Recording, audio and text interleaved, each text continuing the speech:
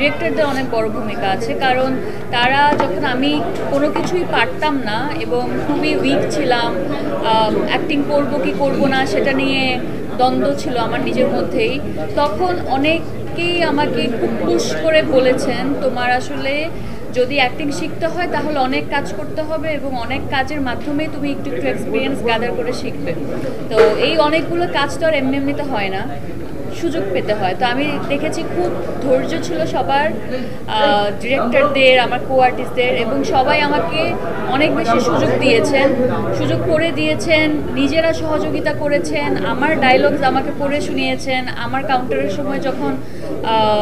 কাউন্টারের সময় তারা হচ্ছে কি সেটাও খেয়াল করেছেন, নিজেরা যখন কাউন্টার দিচ্ছেন আমি কি বলছি ঠিকমতো বলছি কিনা সেটাও খেয়াল করেছেন। ওয়ালটন এখন দেশের সীমানা পেরিয়ে পৌঁছে গিয়েছে 50টিরও বেশি দেশে।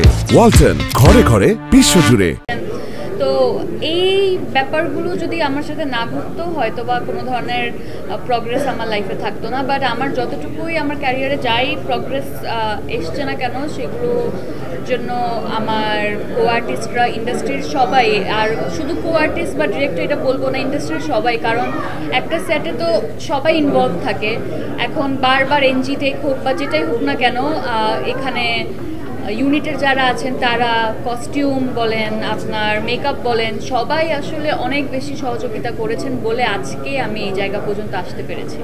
ওনারা এটা যদি মনে করে থাকেন তাহলে এটা আমার ভাগ্য, এবং আমি চেষ্টা করেছিলাম সাবা ক্যারেক্টারকে একটা লাইফ দেওয়ার। সবাই চেয়েছিল এটা, আমার পুরো টিমই আসলে এটাই চেয়েছিল। এখন কতটুকু করতে পেরেছি এটা তো আপনারা বলবেন, এবং সহকর্মীরা যদি আসলে এমনটা মনে করে থাকে তাহলে আমি বলবো হয়তো তাদের কিছু একটা ভালো লেগেছে, যেটার জন্য আমি অনেক অনেক গ্রেটফুল। তারা সময় করে এসছেন, এটার জন্য আমি অনেক গ্রেটফুল।